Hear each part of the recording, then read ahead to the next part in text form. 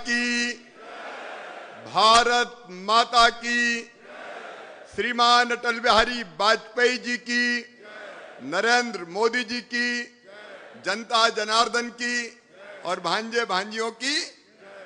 मंच पर विराजमान भारतीय जनता पार्टी के प्रदेश के अध्यक्ष, हमारा नेतृत्व करने वाले खजुराहो के लोकप्रिय सांसद आदरणीय विष्णुदत्त शर्मा जी, मेरे क्षेत्र में ये वो पधारे हैं, इसलिए दोनों हाथ ऊपर उठा के ताली बजा के उनका स्वागत कीजिए, उनका अभिनंदन कीजिए। इस क्षेत्र के लोकप्रिय और यशस्वी सांसद आदरणीय उदय प्रताप सिंह जी, विधानसभा के पूर्व अध्यक्ष, हमारे वरिष्ठ नेता और संघवाद के विधायक आदरणीय डॉक्टर सीतासरण शर्मा जी, इस क्षेत्र के लोकप्रिय और यशस्वी विधायक भाई विजयपाल सिंह जी, आदरणीय सरताज जी, माधवदास अग्रवाल जी, जिलाध्यक्ष भाजपा ओम उपाध्याय जी, बहन मंजू जी, संजय सिंह जी, सत्यनारायण परासर जी, इंदर सिंह मीना जी, स्नेहलता यादव जी, मधु तिवारी जी, महेश साहू जी, ललित पटेल जी, राघवेंद्र पटेल जी, विपिन यादव जी, मनीष चतुर्वेदी जी, विनय यादव जी, मंच पर विराजमान और नीचे बैठे हुए बाकी सभी साथी नेता पदाधिकारीगण, मेरे प्रिय बहनों भाइयों, केवल बाबई में बैठे नहीं, पूरे मध्य प्रदेश की 22,810 पंचायतों, 313 ब्लॉक और बाकी मंडियों में भी उपस्थित मेरे सभी प्रिय बहनों और भाइयों, बेटे बेटियों, दोनों हाथ जोड़ के शीश झुका के आप सबको प्रणाम करता हूं, आप सबको नमस्कार करता हूं। आज अटल जी का दिन है, जन्मदिन है। क्या नेता थे अटल बिहारी वाजपेयी जी। हार नहीं मानूंगा, रार नहीं ठानूंगा, काल के कपाल पर लिखता मिटाता हूं, गीत नया गाता हूं। भारत की प्रगति और विकास के गीत गाने वाले, भारत के माथे के मुकुटमणि, जनता के हृदय के हार, माननीय अटल बिहारी वाजपेयी जी के चरणों में श्रद्धा सहित प्रणाम करता हूं, श्रद्धा सहित नमन करता हूं। और आज हम ये फैसला कर रहे हैं, ग्वालियर अटल जी की कर्मभूमि रही है। यह मध्य प्रदेश का सौभाग्य कि अटल बिहारी वाजपेयी जी इसी प्रदेश के थे। उनकी स्मृति में ग्वालियर में एक अटल जी का विशाल स्मारक, जो उनको व्यक्तित्व, उनके किए गए काम, उनके दर्शन और उनके पूरे कामों को पूरी दुनिया के सामने प्रदर्शित करेगा, एक विशाल स्मारक बनाया जाएगा। और अटल जी के बताए रास्ते पर हम चलेंगे। अटल जी विदिशा से भी सांसद रहे हैं। एक बार अटल जी 84 में चुनाव हार गए थे। उसके बाद आभार प्रकट करने आए और उस समय भी उन्हें एक कविता की पंक्तियां कही थी, क्या हार में क्या जीत में, किंचित नहीं भयभीत में, कर्तव्य पथ पर जो मिला ये भी सही वो भी सही। हर दिल अजीज अटल बिहारी वाजपेयी जी। और उनके जन्मदिन को हम सुशासन दिवस के रूप में मना रहे हैं। मुझे कहते हुए आनंद और प्रसन्नता है, अटल जी के बताए हुए मार्ग पर चल रहे हैं भारत के प्रधानमंत्री श्रीमान नरेंद्र मोदी जी। और मैं आज कह रहा हूं, भारत के लिए भगवान का वरदान है नरेंद्र मोदी। थोड़ी देर में हमारे सामने आएंगे। अब कुछ लोग उनका विरोध करने में लगे हैं। जब अच्छे काम होते हैं तो कुछ विरोध ही करते हैं। और विरोध करने वाले भी कृषि कानून के, वो जिनने कभी खेती नहीं देखी। राहुल भैया खेती की बात कर रहे हैं आजकल। जिनने गांव नहीं देखे, गांव की गलियां नहीं देखी, खेत नहीं देखे, खेत की पगडंडियां नहीं देखी, गेहूं की बाल ऐसे लगती कि ऐसे लगती, यही पता नहीं है। वे दिल्ली की सड़कों पर बहन जी के साथ निकल रहे हैं। कृषि कानून का विरोध, कृषि कानूनों का विरोध। अरे भैया जा तो बताते आलू जमीन के नीचे हो गए कि जमीन के ऊपर हो गए। लेकिन कोई भी बड़ा काम होता है तो विरोध होता है। लेकिन आज अटल जी के जन्मदिन पर, जिसको हम सुशासन दिवस के रूप में मना रहे हैं, मध्य प्रदेश के 8 करोड़ जनता को सुशासन की सौगात मध्य प्रदेश की सरकार दे रही है। मेरे बहनों और भाइयों, अभी तक सीएम हेल्पलाइन केवल शिकायतें दर्ज करने का काम करती थी। अब हम आज से शुरू कर रहे हैं एक ऐसी सेवा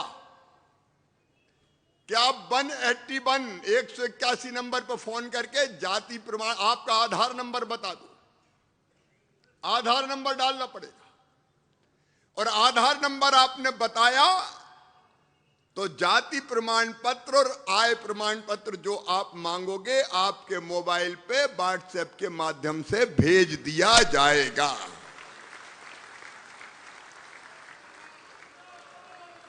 चक्कर लगाने की जरूरत नहीं है। और नहीं तो जाति प्रमाण पत्र, आय प्रमाण पत्र के लिए चक्कर लगाओ। देखो भाई, सुशासन का मतलब है, सारे कलेक्टर आज बैठे होंगे, सुन लें, सारे अफसर सुन लें, सुशासन का मतलब है भाजपा के लिए, शिवराज सिंह चौहान के लिए, बिना लिए दिए, बिना लिए दिए निश्चित समय सीमा में सरकार द्वारा दी गई सेवाओं का लाभ जनता को मिल जाए, ये शिवराज सिंह चौहान और भारतीय जनता पार्टी का सुशासन है। और भैया समझ लियो, आजकल अपन खतरनाक मूड में है। गड़बड़ करने वालों को छोड़ेंगे फोड़ेंगे नहीं, फार्म में है मामा अभी। और तो एक तरफ माफियाओं के खिलाफ अभियान चल रहा है, मसल पावर का, रसूख का इस्तेमाल करके कहीं अवैध कब्जा कर लिया, कहीं भवन तान दिए, कहीं ड्रग माफिया। सुन लो रे, मध्य प्रदेश छोड़ देना, नहीं जमीन में गाड़ दूंगा 10 फीट, पता नहीं चलेगा कहीं भी किसी। सुशासन का मतलब जनता परेशान ना हो। दादा, गुंडे, बदमाश, फन्ने खां, ये कोई नहीं चलने वाले। ये सुशासन है। और बाकी चीजें भी। अभी हमने जो मोबाइल ऐप बनाया, मैं किसानों से कहना चाहता हूं, आज जो किसान ऐप आप देख रहे थे, किसान ऐप अब एक्टिवेट हो रहा है। फसलों की नुकसान का सर्वे, अभी तक तो पटवारी जी की मेहरबानी, लिख दिया तो ठीक है, नहीं लिखा तो गए काम से। कई जगह ऐसी ऐसी घटनाएं हो गई कि कबेलू फूटने का पैसा लेंटर वाले को मिल गया बेचारे। जो मर्जी हो वो लिख दो। अब भैया ये व्यवस्था कर रहे हैं कि पटवारी मौके पे मुआयना करके फसल हानि की जानकारी ऐप में डालेगा और वो सीधे आपके पास आ जाएगी कि क्या लिखा है। और लिख के अगर आपको आपत्ति तो तत्काल आप आपत्ति करेंगे, नहीं तो बाद में पता चला फसल ही नहीं बची तो काय का सर्वे। अलग अलग पत्रक भी नहीं बनाने पड़ेंगे। फिर गिरदावरी, पता चला बोई धान, लिखा सोयाबीन है, और बेच पे गए के तूने तो धान बोई नहीं। अब सीधे सीधे फसल गिरदावरी की सुविधा हम दे रहे हैं इस ऐप पे। किसान खुद अपने मोबाइल से जानकारी देगा कि मैंने अपनी खेत में कौन सी फसल बोई है, और पटवारी चाहे तो वेरीफाई कर ले। बताओ अच्छी बात है कि नहीं है? अरे बोलो रे भैया, अच्छी है कि नहीं? ये घपले फपले सब खत्म करना है तो ये टेक्नोलॉजी का इस्तेमाल करना पड़ेगा। काली मुंडी वाला इंसान बड़ा खतरनाक होता है भैया। कितनी कोशिश करो, मौका मिले तो गड़बड़ कर ही देता है। और इसलिए ये ऐप बना रहे हैं और इसको किसानों को फिर कहीं जाने की जरूरत नहीं पड़ेगी। अब एक नामांतरण, अब नामांतरण में पता ही नहीं चला और कौन का नाम चढ़ गया, भटक रहा है नामांतरण के लिए। अब सुन लो रे भैया, नामांतरण की सूचना एसएमएस द्वारा, जैसे ही आपने मान लो रजिस्ट्री कराई, रजिस्ट्री दर्ज होने के साथ तहसीलदार को पता चल गया तो तत्काल नामांतरण करना होगा और नामांतरण की सूची, जिसका नाम सूचना एसएमएस करके तहसीलदार को जिसका नामांतरण हुआ उसको देना पड़ेगा कि तुम्हारा नामांतरण हो गया है। उन्हें पता चला रजिस्ट्री हो गई, बाप मर गए, उनके बेटा चले गए, नाती आ गए, तब तक भी नामांतरण हुआ ही नहीं, भटक रहे। अब ये नहीं होगा। भूमि में खसरे का नाम परिवर्तन होता तो तत्काल एसएमएस के द्वारा सूचना दी जाएगी। 1 अप्रैल 2021 से यह व्यवस्था लागू हो जाएगी। इसके लिए मैं युद्ध स्तर पे काम कर रहा हूं। अच्छी है कि नहीं व्यवस्था, बताओ भैया। अब डाइवर्सन, जमीन का चक्कर लगे लगा के मर जाओ, दक्षिणा के बिना काम ही नहीं चलता। अरे सही सही कर रहे हैं अपन तो। अब डाइवर्जन के लिए विभागों के चक्कर नहीं लगाने पड़ेंगे। अब सीधे पोर्टल पे जाके आपकी डाइवर्सन का जो शुल्क है केवल वो आप जमा करवा दो। स्वतः जमीन के उपयोग के परिवर्तन की जानकारी खसरे में दर्ज हो जाएगी अपने आप इस ऐप के माध्यम से। अब एक समस्या सीमांकन की, जमीन नपवानी या मेरी है कि तेरी है, 8 महीना हो ही नहीं सकता, बरसात और फसल खड़ी है। अब ये भी खत्म कर रहे हैं। कोर्स नेटवर्क की सहायता से सीमांकन के लिए मोबाइल एक डिवाइस तैयार कर रहे हैं। खेत में खड़े होकर वो तुरंत बता देगा ये सीमा है और सीमांकन हो गया। वो क्या लेके, जरीब मरीब लेके घुसते थे, जरीब। अब जरीब युग समाप्त, केवल एक उपकरण रहेगा, वो तुरंत सीमांकन आधा घंटे में कर देगा। फसल खड़ी हो तो भी कोई दिक्कत नहीं होगी। और इसके लिए 6 महीने के अंदर पूरे प्रदेश में 90 कोर्स स्टेशन लगा दिए जाएंगे। अब राजस्व प्रकरण अगर दर्ज कराना तो 100 रुपया केवल शुल्क देना है। टलवाना वगैरह सब समाप्त कर दिया जाएगा। नामांतरण और बंटवारे के लिए बरसों तक मामले न्यायालय में लंबित रहते थे, पूरी तरह से कंप्यूटरीकरण कर रहे हैं। ऑनलाइन आप आवेदन करो और जो गैर विवादित नामांतरण है, बंटवारे हैं, वो तत्काल होके आपको सूचना आपके मोबाइल पे दी जाएगी। एक बात और है भैया, कलेक्टर सब सुन लें। पटवारी को पहले 20 पंजिया रखनी पड़ती थी, 7 रखनी है, और अब उनको लैपटॉप भी हम दे रहे हैं।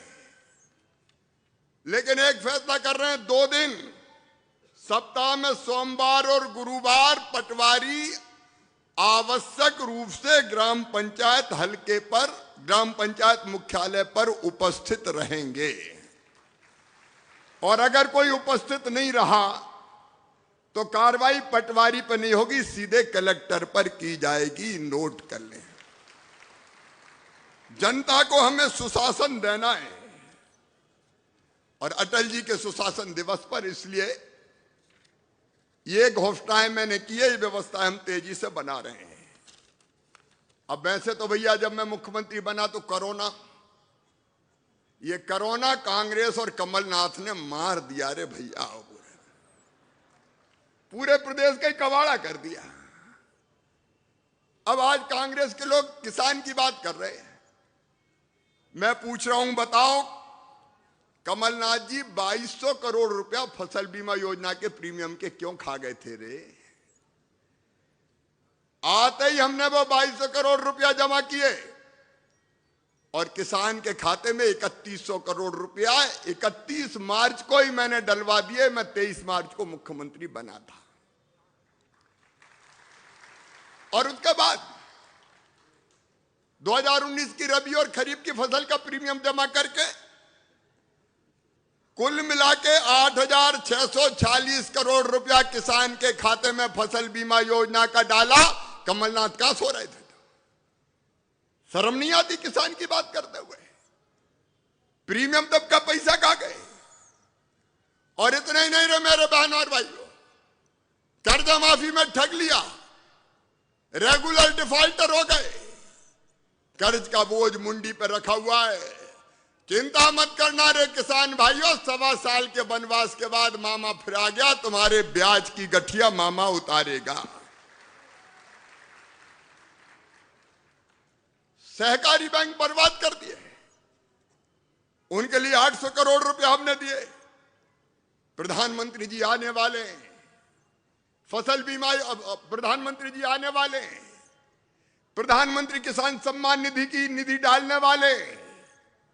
मध्य प्रदेश के 78 लाख किसानों के खाते में जाएगी। और मेरे अध्यक्ष बीडी शर्मा भी बता रहे थे, ये कांग्रेस ने, कमलनाथ ने तो पूरी प्रधानमंत्री जो हमारी सम्मान निधि थी उसकी सूची तक नहीं भेजी दिल्ली। क्या लगता था कमलनाथ तुम्हारा? अरे हिंग लगे न फिटकरी, रंग चढ़े चोखा, पैसा देने वाले दिल्ली से प्रधानमंत्री दे रहे थे नरेंद्र मोदी, वो ही नहीं भेजी। हमने सूची बनाई, भेजी। और जब सूची बना रहे थे तो दिल में ये विचार आया कि मामा प्रधानमंत्री 6,000 डाल रहे तो चौथी बार बना 4,000 तू भी डाल दे। तो 6 में 4 जोड़ के 10 कर दिए। और ये तो कोरोना की कड़की चल रही है, कमर टूटी है यार, देख जरा और आने दो, चिंता मत करना। कांग्रेस में तो खाते में पैसा आनी बंद हो गया था, बताओ कभी आया कि नहीं आया था? क्या कभी? अरे जोर से बताओ, आया था क्या? अब फिर बैंकों के सामने लाइन लग रही है। राहत की राशि का 1,600 करोड़ डाल दिया, और डालूंगा, चिंता मत करना। फसल बीमा योजना का पैसा अलग से मिलेगा। धान की खरीदी हो रही, गेहूं की भी रिकॉर्ड तोड़ खरीदी। कोरोना में करी थी कि नहीं करी थी बताओ? अरे जोर से बताओ, करी थी कि नहीं? अभी तक 82,422 करोड़ रुपया किसान के खाते में पहुंचा चुका हूं। चिंता मत करना रे, गैगड्ड कर दूंगा। भारतीय जनता पार्टी की सरकार है, अब अपना राज है।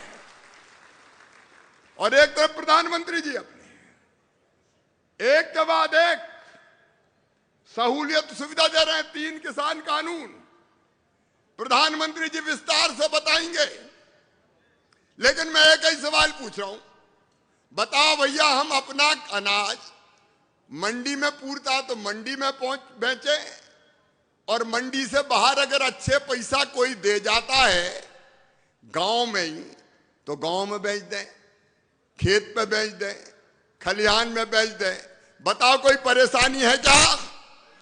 अरे मंडी चलेंगी, कोई नहीं रोक सकता। मंडी चलेंगी और अच्छी बनाएंगे।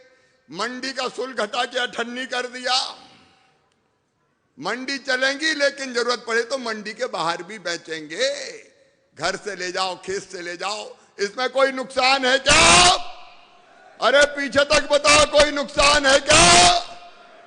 अब राहुल बाबा को समझ में तो आता नहीं, आंसू बहा रहे हैं कि किसानों का सत्यानाश हो गया, किसान लुट गए। अरे बारे राहुल गांधी, अरे मेरी मर्जी जहां बेचना चाहूं।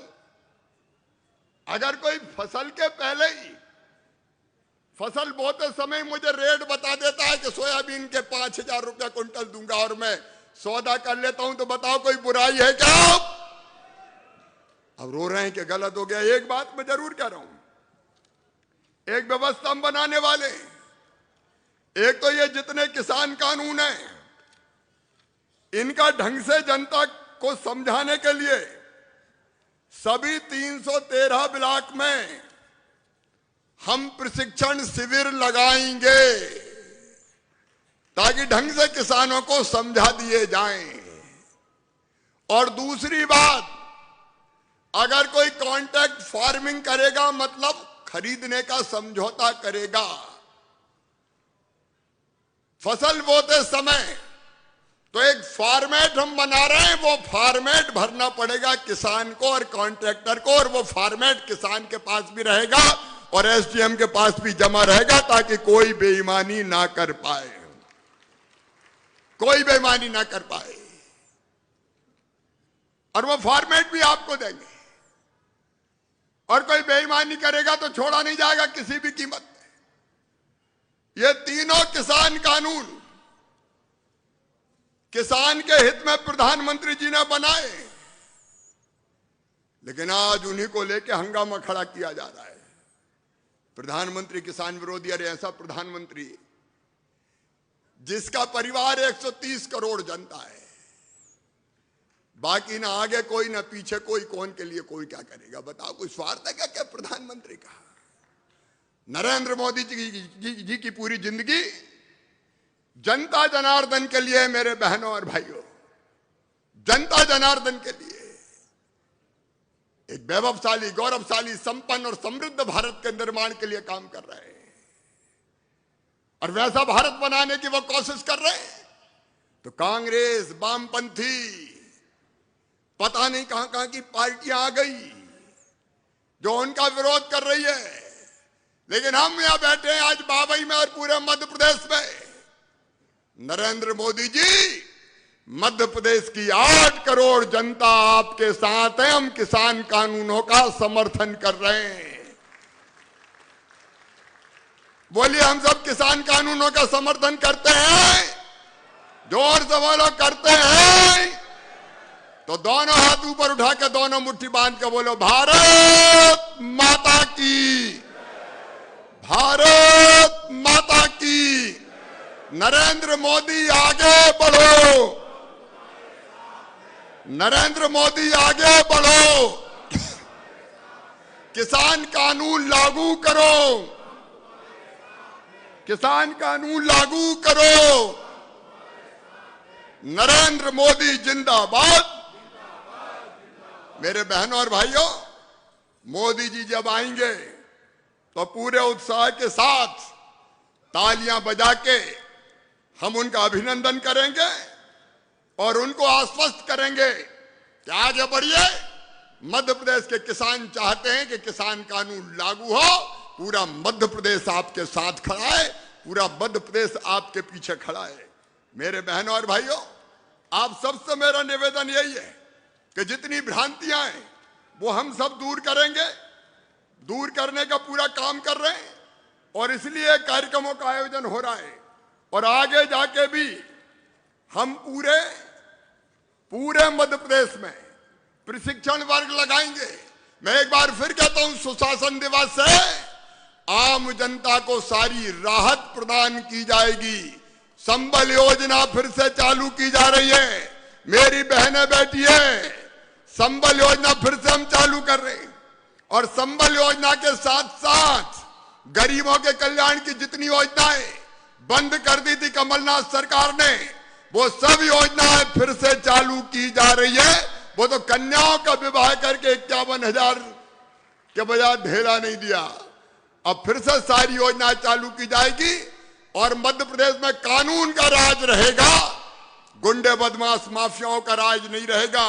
निराशा का बादल पिघल कर रहेगा, उम्मीद का कमल खिलकर रहेगा, विकास का जुनून मचल कर रहेगा, प्रगति का आंकड़ा आगे बढ़कर रहेगा, हर माफिया का मोह कुचल कर रहेगा। ये मध्य प्रदेश शांति का टापू संभल कर रहेगा। वादा है मेरा मध्य प्रदेश की जनता से। भारतीय जनता पार्टी और ये शिवराज आपकी जिंदगी को बदल के रहेगा।